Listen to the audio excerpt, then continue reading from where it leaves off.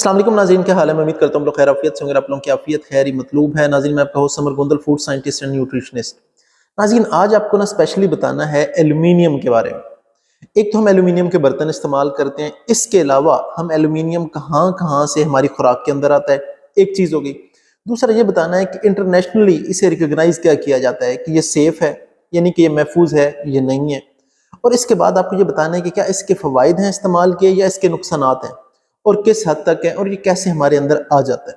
तो नाज़रीन, वक्त को ज़ाया नहीं करते, टॉपिक को स्टार्ट करते हैं। नाज़रीन, सबसे पहली बात तो ये है कि वो आप कहीं भी से रिसर्च करेंगे तो आपको पता लगेगा कि इसे जर्नली रिकग्नाइज्ड एज सेफ कहा जाता है। क्या कि ये जो है सेफ है, यानी कि किसी किस्म का कोई नुकसान नहीं पहुंचाता और इसके रेजिड्यूज आपके अंदर नहीं जाते।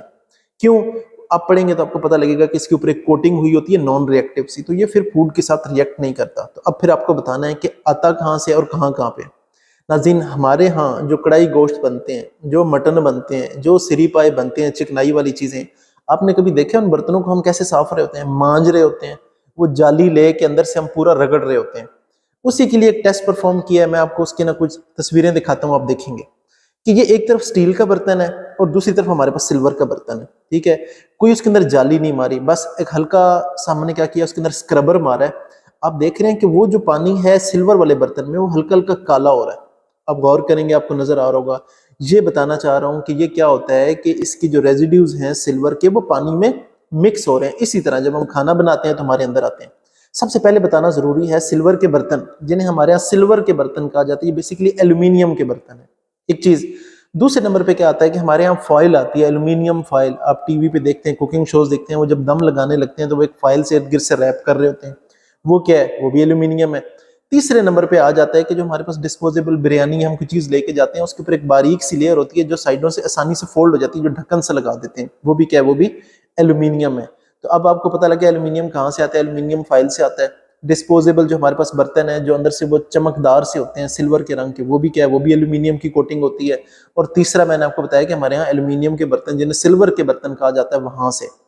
अच्छा, खास तौर पे किन खानों में बहुत ज्यादा आते हैं, मैं आपको वो भी बता देता हूँ नाजरीन।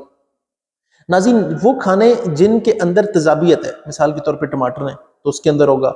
इसी तरह अगर गोश्त को रैप किया हुआ है उसके अंदर भी आ जाएंगे। अचार है, दूध है, तो ये जितने भी इस तरह के, या कुछ जूसेस हैं, खास तौर पे अगर जूस है कोई भी, सिट्रस का है, लेमन का है, माल्टे का है, मौसमी का है, तो उसके भी अंदर बहुत जल्दी रेजिड्यूज छोड़ता है, क्योंकि जो तेजाबियत वाली चीज़ें हैं उसके अंदर इसके रेजिड्यूज बहुत ज़्यादा आते हैं। नाज़रीन, रिसर्च ये बताती है कि वो चीज़ें जो एल्यूमिनियम के बर्तन में समटाइम हम यूज़ कर रहे होते हैं, उसमें आम बर्तनों की निस्बत 40% ज़्यादा रेजिड्यूज हैं एल्यूमिनियम के, 40%। यानी कि एक में एक है तो इसमें 40 हैं। तो अब नाज़रीन, ये आपको बात क्लियर हो गई। तो अब ये बताना है कि जो आपकी डाइट के अंदर आ गया एल्यूमिनियम, ठीक है, ये बर्तन जो मैंने आपको मांजने वाला दिखाया था कि ये क्या है कि वो अंदर से रब हो जाता है।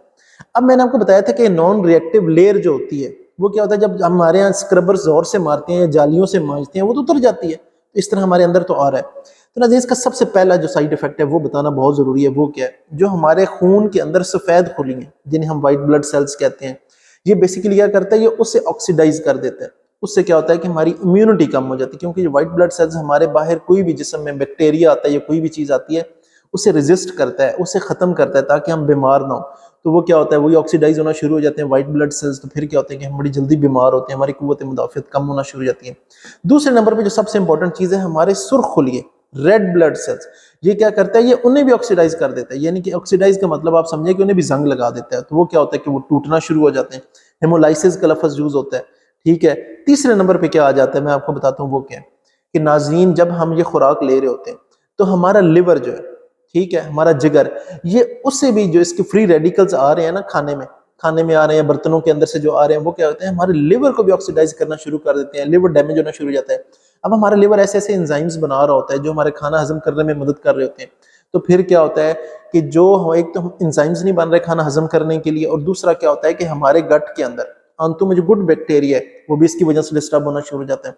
Last but not the least क्या होता है, हमारे गुर्दों को भी ये डैमेज करना शुरू हो जाता है। वो जो फ्री रेडिकल्स एल्यूमिनियम के आ रहे हैं, मेटल के आ रहे हैं, वो क्या करते हैं कि हमारे गुर्दों को भी डैमेज करते हैं।